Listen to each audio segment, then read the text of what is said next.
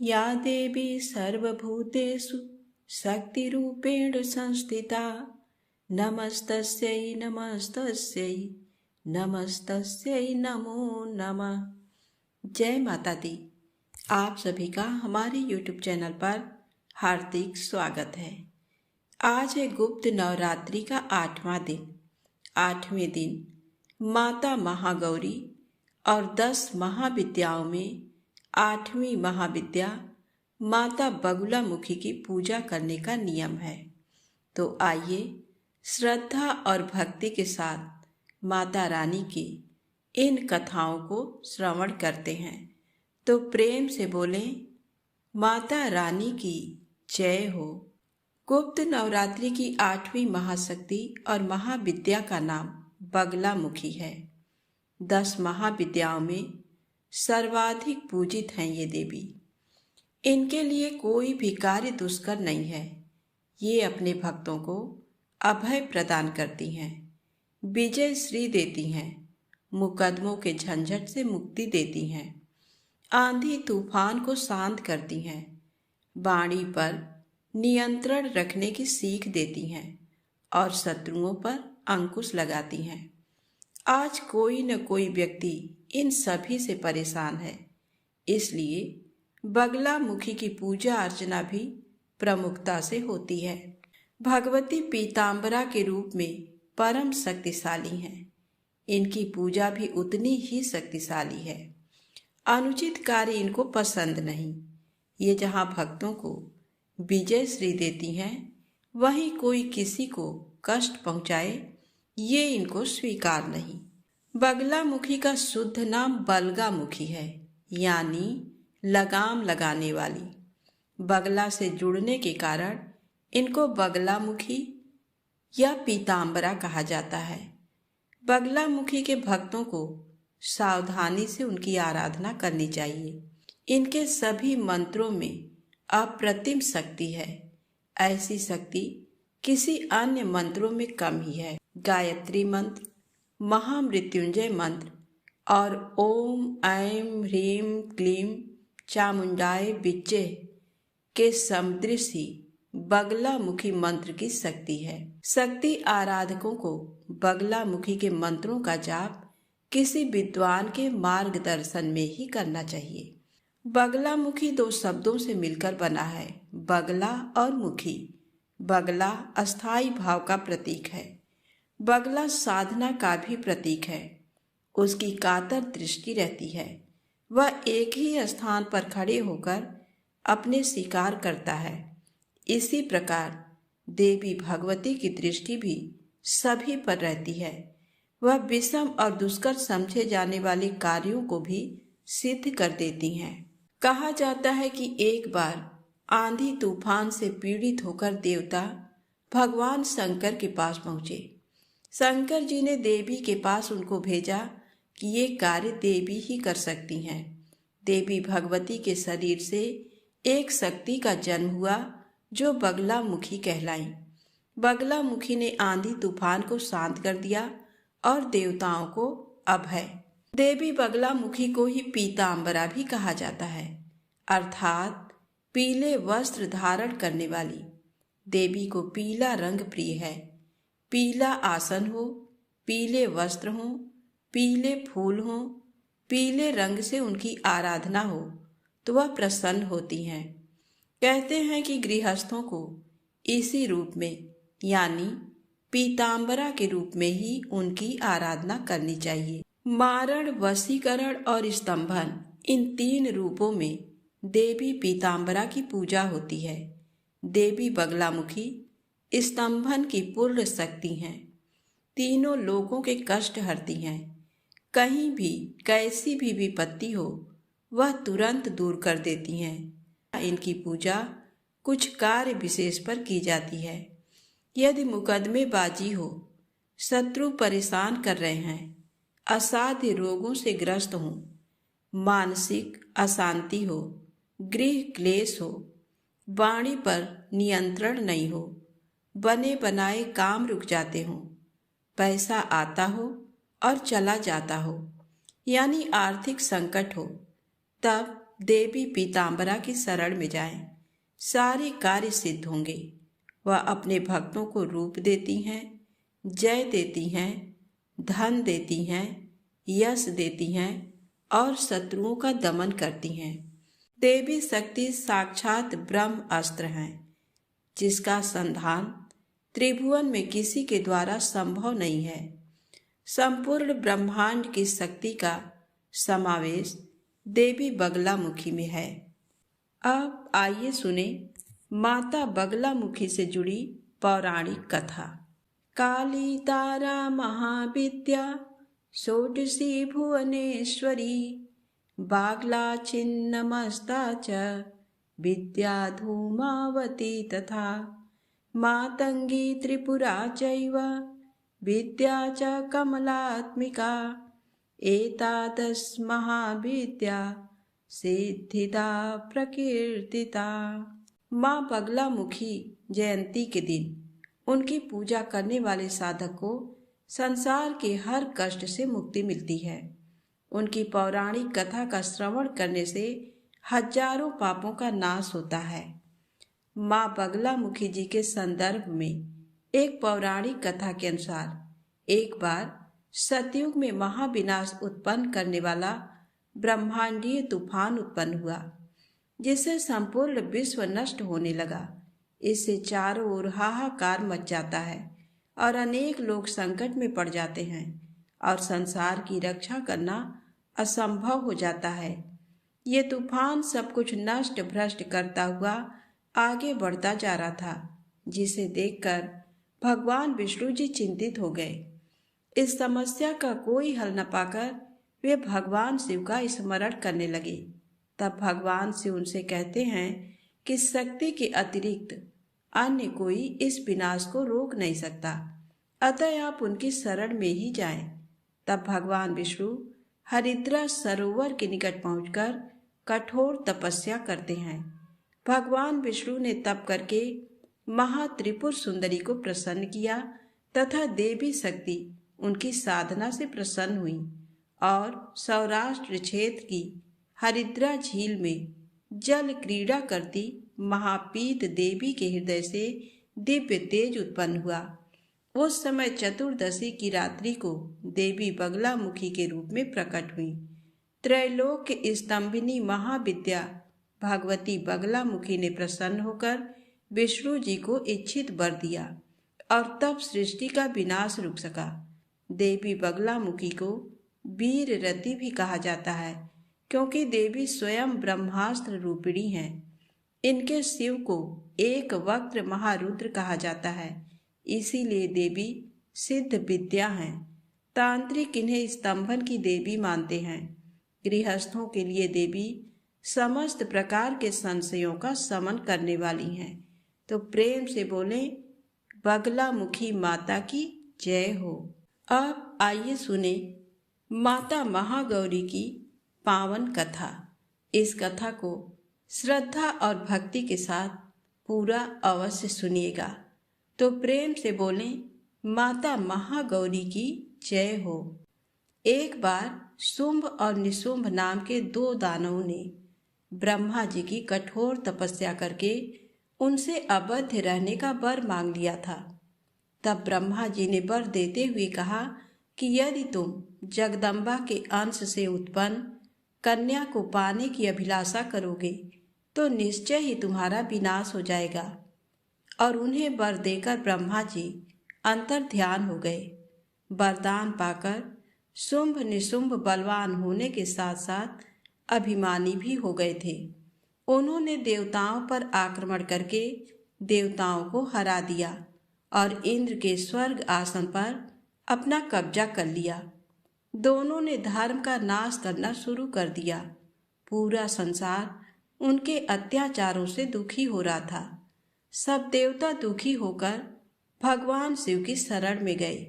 तब शिव जी ने उन्हें आश्वासन देकर भेज दिया। इस कार्य को करने के लिए माता पार्वती को क्रुद्ध करना आवश्यक था। इसलिए शिव जी ने स्त्रियों की बुराई करनी शुरू कर दी। तब क्रोधित होकर देवी बोली, हे स्वामी, आपको मेरा सांवला रंग नहीं सुहाता है, इसलिए आप ऐसी बातें कर रहे हैं। अब मैं जा रही हूँ और ब्रह्मा जी की तपस्या करूँगी। ये कहकर क्रोधित देवी पार्वती वहाँ से चली गईं। फिर वे अपने माता पिता से मिलने के लिए हिमालय पहुंची और उनका आशीर्वाद लेकर तपस्या करने चली गई। परम दिव्य और मनोरम स्थान देखकर वे तपस्या में बैठ गई। वे प्रतिदिन स्नान करके धूप दीप आदि से पूजन करती और मन में ब्रह्मा जी का स्मरण करते हुए उनकी आराधना करनी आरंभ कर दी। एक दिन भगवती तपस्या में लीन थी। उसी समय एक उग्र सिंह वहां आ गया, परंतु देवी के तेज के प्रभाव से वह आगे न बढ़ सका। वह दिन रात मूर्ति बनकर वहीं देवी के सामने खड़ा रहा। उसे देखकर देवी ने सोचा कि यज्ञ सिंह हिंसक जानवरों से उसे देखकर देवी ने सोचा कि ये सिंह हिंसक जानवरों से मेरी रक्षा करने के लिए यहाँ खड़ा है। देवी की कृपा दृष्टि से वह सिंह पापों से मुक्त हो गया और देवी की सेवा में लग गया। दूसरी ओर सभी देवता दैत्यों द्वारा किए जा रहे उपद्रवों से बहुत दुखी थे। बहुत दुखी होकर वे सभी ब्रह्मा जी की शरण में गए और उन्हें अपना दुखड़ा सुनाया। देवताओं को सहायता का आश्वासन देकर ब्रह्मा जी देवी के समक्ष पहुँचे। देवी कठोर तपस्या में लीन थी। ब्रह्मा जी को इस प्रकार सामने पाकर देवी ने प्रणाम किया। तब ब्रह्मा जी बोले, हे भगवती, आप तो सबका कल्याण करने वाली तथा सभी तपस्याओं का फल देने वाली हैं। फिर आप इस तरह कठोर तपस्या क्यों कर रही हैं? तब ब्रह्मा जी के पूछे प्रश्न का उत्तर देते हुए देवी बोली, हे ब्रह्मा जी, सृष्टि के आरंभ में आप भगवान शिव से उत्पन्न हुए हैं, इसलिए आप मेरे पुत्र हैं। प्रजा वृद्धि के लिए भगवान रुद्र आपके मस्तक से प्रकट हुए, इसलिए आप मेरे ससुर हैं। अपना दुख आपको बताकर मैं उससे मुक्त होना चाहती हूँ। मैं अपना काले रंग का शरीर त्याग कर गोरी बनना चाहती हूँ। तब ब्रह्मा जी ने कहा, हे देवी, जैसा आप चाहती हैं वैसा ही होगा। आप अपने काले वर्ण का त्याग कर गौर वर्ण धारण करें। देवी, आपका वही काला वर्ण दैत्यराज शुंभ निशुंभ का वध करके इस संसार को उनके पापों से मुक्त करेगा। तभी देवी ने काले रंग का त्याग कर गोरा रंग धारण कर लिया। भगवती के काले वर्ण से मेघों के समान श्याम वर्णी कौशिकी नामक कन्या उत्पन्न हुई। वह योगिनी अष्टभुजा वाली तथा शंख चक्र एवं त्रिशूल आदि आयुधों से सुशोभित थी। ब्रह्मा जी ने देवी कौशिकी को शुंभ निशुंभ का वध करने के लिए शक्ति प्रदान की। तब देवी कौशिकी ब्रह्मा जी व देवी को प्रणाम कर विंध्याचल पहुंची। उन्होंने शुंभ निशुंभ का वध कर देवताओं को सुखी कर दिया। तब देवी ने ब्रह्मा जी से कहा, हे ब्रह्मा जी, ये सिंह मेरा परम भक्त है। इसने मेरी अन्य हिंसक जीवों से रक्षा की है, इसलिए इसे मैं अपने साथ ले जाना चाहती हूँ। और देवी अपने सिंह पर सवार होकर भगवान शिव के पास वापस लौट आई। देवी ने वहां पहुंचकर भगवान शिव के चरणों की वंदना की। उन्हें इस प्रकार सामने पाकर शिव जी बहुत प्रसन्न हुए और उन्होंने देवी को हृदय से लगा लिया। तब शिव जी बोले, हे प्राणेश्वरी, आपका और मेरा प्रेम साधारण नहीं है। हमें एक दूसरे से विद्वेष नहीं रखना चाहिए, क्योंकि हम ही जगत के कारण और आधार हैं। हमें कभी भी अलग नहीं होना चाहिए। देवी, मुझे आपका रूप बहुत प्रिय है। आपके काले या गौर वर्ण से कुछ नहीं होता, क्योंकि मैं आपसे आत्मिक प्रेम करता हूँ। अपने स्वामी भगवान शिव के ये वचन सुनकर देवी बोली, हे देवाधिदेव, आपकी कृपा से मैंने अपने श्याम वर्ण से देवी कौशिकी को उत्पन्न किया, जिसने अपने बल और पराक्रम से शुंभ और निशुंभ नामक महादैत्यों का संहार किया है। उसकी आराधना से मनुष्यों को तुरंत फल की प्राप्ति होगी तथा देवता भी उसकी पूजा किया करेंगे। भगवान, मेरी तपस्या में सिंह ने मेरी रक्षा की, जिसे मैं साथ लाई हूँ और उसे अपना द्वारपाल बनाना चाहती हूँ। देवी भगवती की प्रार्थना सुनकर भगवान शिव ने सिंह को द्वारपाल नियुक्त कर दिया। देवी ने सुंदर वस्त्र आभूषणों से श्रृंगार करके अपने स्वामी के समीप आसन ग्रहण किया। वे भगवान शिव के साथ ऐसी सुशोभित हो रही थीं मानो आभा चंद्र के सौंदर्य को निखार रही हो और संध्या ने सूर्य का आलिंगन कर लिया हो। तो प्रेम से बोले, शंकर भगवान, माता महागौरी की जय हो। अब आइए सुने नवरात्रि व्रत में सुनी जाने वाली मनोकामना पूर्ण करने वाली माता रानी की ये पावन कथा। तो प्रेम से बोले, अम्बे मात की जय हो। एक राजा था। वह माँ भगवती का बहुत बड़ा पुजारी था। वह रात दिन माँ दुर्गा की पूजा किया करते थे। माँ ने भी उन्हें राजपाट, धन दौलत, ऐशो आराम के सभी साधन दिए थे। कमी थी तो सिर्फ ये कि उनके घर में कोई संतान नहीं थी। ये गम उन्हें दिन रात सताता था। वो माँ से यही प्रार्थना करते थे कि माँ उन्हें एक संतान दे ताकि उनका वंश चलता रहे। माँ ने उसकी पुकार सुन ली। एक दिन माँ ने आकर राजा को स्वप्न में दर्शन दिए और कहा कि वे उसकी भक्ति से बहुत प्रसन्न हैं। उन्होंने राजा को 2 पुत्रियां प्राप्त होने का वरदान दिया। कुछ समय के बाद राजा के घर में एक कन्या ने जन्म लिया। राजा ने अपने राज दरबारियों को बुलाया, पंडितों और ज्योतिषों को बुलाया और बच्ची की जन्म कुंडली तैयार करने का हुक्म दिया। पंडितों और ज्योतिषियों ने उस बच्ची की जन्म कुंडली तैयार की और कहा, हे राजन, ये कन्या तो साक्षात देवी है। ये कन्या जहाँ भी कदम रखेगी वहाँ खुशियाँ ही खुशियाँ होंगी। ये कन्या भी भगवती की पुजारिन होगी। उस कन्या का नाम तारा रखा गया। थोड़े समय बाद राजा के घर वरदान के अनुसार एक और कन्या ने जन्म लिया। मंगलवार का दिन था। पंडितों और ज्योतिषियों ने जब जन्म कुंडली तैयार की तो उदास हो गए। राजा ने उदासी का कारण पूछा तो वे कहने लगे, महाराज, ये कन्या आपके लिए शुभ नहीं है। राजा ने उदास होकर ज्योतिषियों से पूछा कि मैंने ऐसे कौन से बुरे कर्म किए हैं जो कि इस कन्या ने मेरे घर में जन्म लिया है। उस समय ज्योतिषियों ने अपनी ज्योतिष लगाकर बताया। कहने लगे कि ये दोनों कन्याएं जिन्होंने आपके घर में जन्म लिया है, पिछले जन्म में राजा इंद्र की अप्सराएं थी। इन्होंने सोचा कि हम भी मृत्यु लोक में भ्रमण करें तथा देखें कि मृत्यु लोक पर लोग किस तरह रहते हैं। दोनों ने मृत्यु लोक पर आ एकादशी का व्रत रखा। बड़ी बहन का नाम तारा था, छोटी बहन का नाम रुकमन।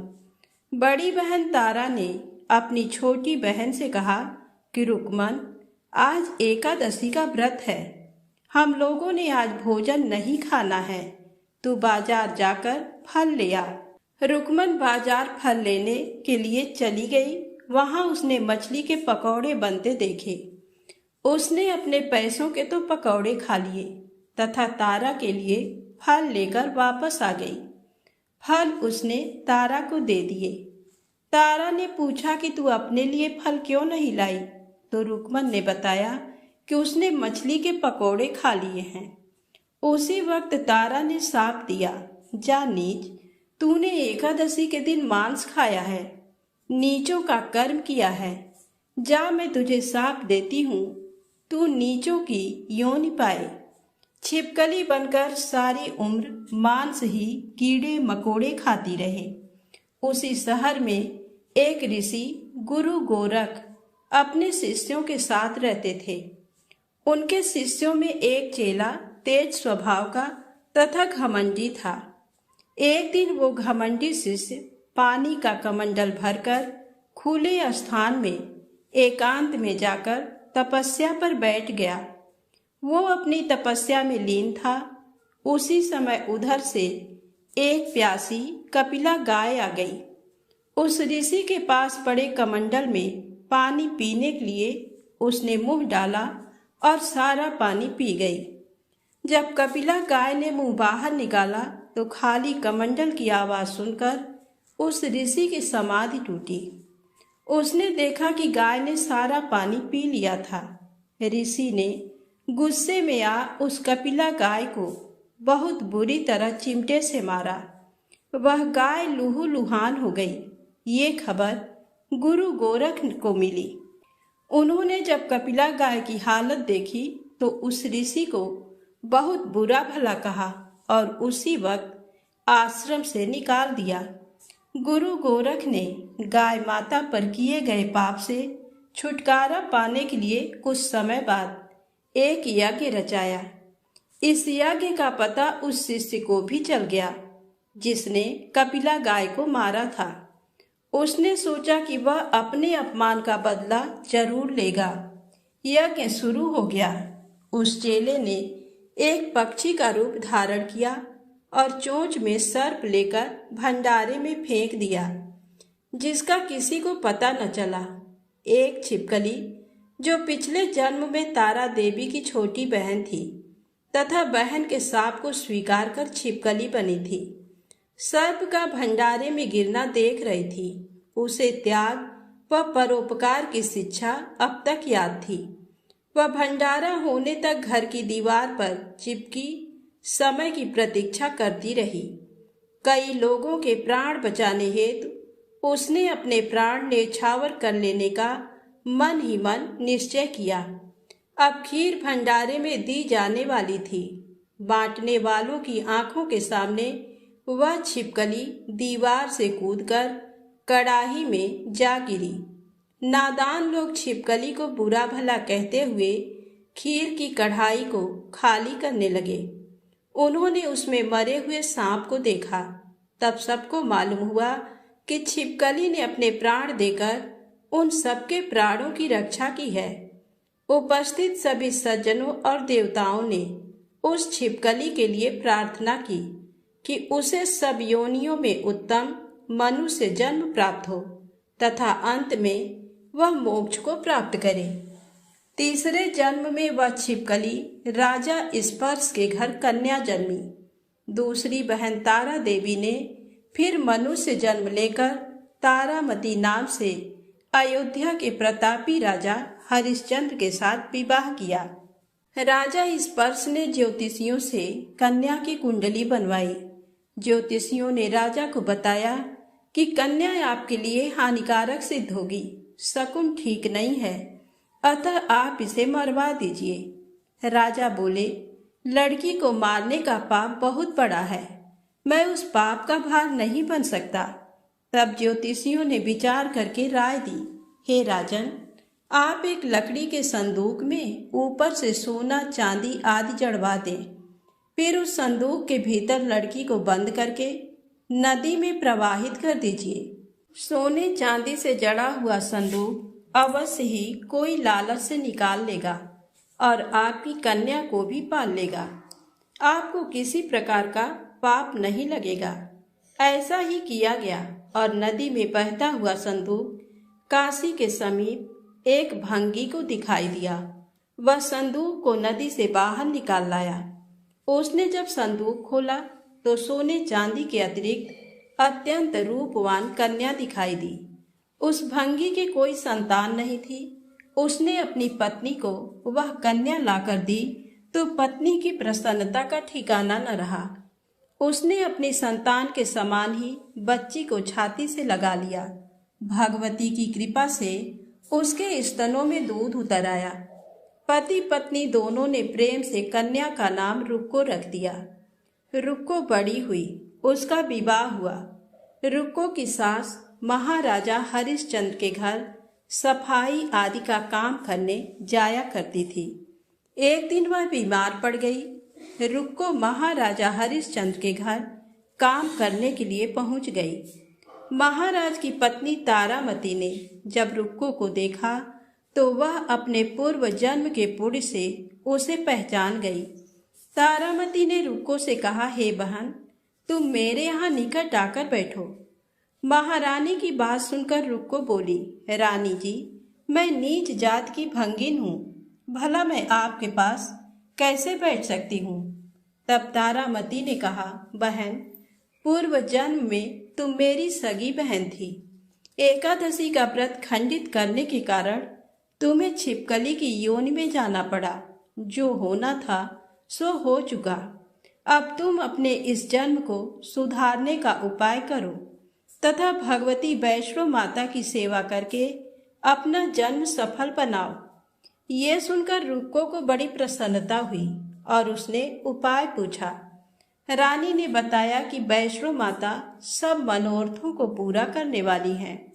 जो लोग श्रद्धा पूर्वक माता का पूजन व जागरण करते हैं उनकी सब मनोकामना पूर्ण होती है। रुक्को ने प्रसन्न होकर माता की मनौती करते हुए कहा, हे माता, यदि आपकी कृपा से मुझे एक पुत्र प्राप्त हो गया तो मैं भी आपका पूजन व जागरण करवाऊंगी। माता ने प्रार्थना को स्वीकार कर लिया। फलस्वरूप 10वें महीने उसके गर्भ से एक अत्यंत सुंदर बालक ने जन्म लिया। परंतु दुर्भाग्यवश रुक्को को माता का पूजन जागरण कराने का ध्यान न रहा। जब वह बालक 5 वर्ष का हुआ तो एक दिन उसे माता चेचक निकल आई। रुक्को दुखी होकर अपने पूर्व जन्म की बहन तारामती के पास आई और बच्चे की बीमारी का सब वृत्तांत कह सुनाया। तब तारामती ने कहा, तू जरा ध्यान करके देख कि तुझसे माता के पूजन में कोई भूल तो नहीं हुई। इस पर रुक्को को 6 वर्ष पहले की बात याद आ गई। उसने अपराध स्वीकार कर लिया। उसने फिर मन में निश्चय किया कि बच्चे को आराम आने पर जागरण अवश्य करवाएगी। भगवती की कृपा से बच्चा दूसरे दिन ही ठीक हो गया। तब रुक्को ने देवी के मंदिर में ही जाकर पंडित से कहा कि मुझे अपने घर माता का जागरण करना है, अतः आप मंगलवार को मेरे घर पधार कर कृतार्थ करें। पंडित जी बोले, अरे रुक्को, तू यही 5 रुपए दे जा, हम तेरे नाम से मंदिर में ही जागरण करवा देंगे। तू नीच जात की स्त्री है, इसलिए हम तेरे घर में जाकर देवी का जागरण नहीं कर सकते। रुक्को ने कहा, हे पंडित जी, माता के दरबार में तो ऊंच नीच का कोई विचार नहीं होता। वे तो सब भक्तों पर समान रूप से कृपा करती हैं, अतः आपको कोई ऐतराज नहीं होना चाहिए।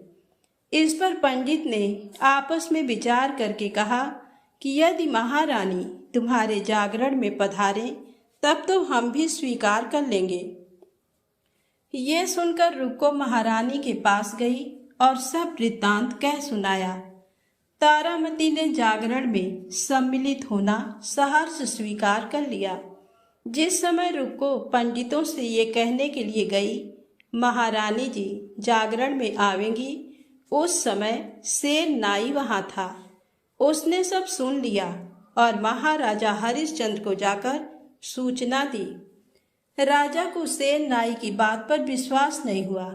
महारानी भंगियों के घर जागरण में नहीं जा सकती, फिर भी परीक्षा लेने के लिए उसने रात को अपनी उंगली पर थोड़ा सा चीरा लगा लिया, जिससे नींद न आए।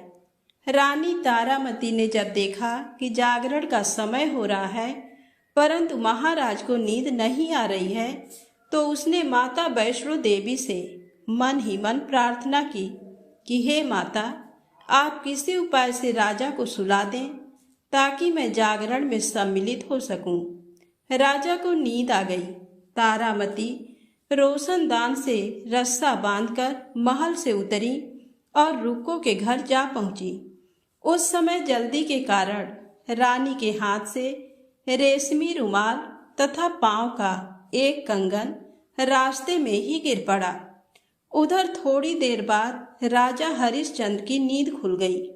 वह भी रानी का पता लगाने निकल पड़ा। उसने मार्ग में कंगन व रुमाल देखा। राजा ने दोनों चीजें रास्ते से उठाकर अपने पास रख ली और जहां जागरण हो रहा था वहां जा पहुंचा। वह एक कोने में चुपचाप बैठकर दृश्य देखने लगा। जब जागरण समाप्त हुआ तो सबने माता की अरदास की। उसके बाद प्रसाद बांटा गया। रानी तारामती को जब प्रसाद मिला तो उसने झोली में रख लिया। ये देख लोगों ने पूछा, आपने प्रसाद क्यों नहीं खाया? यदि आप न खाएंगी तो कोई भी प्रसाद नहीं खाएगा। रानी बोली, तुमने प्रसाद दिया वह मैंने महाराज के लिए रख लिया, अब मुझे मेरा प्रसाद दे दें। अब की बार प्रसाद ले। तारा ने खा लिया। इसके बाद सब भक्तों ने माँ का प्रसाद खाया।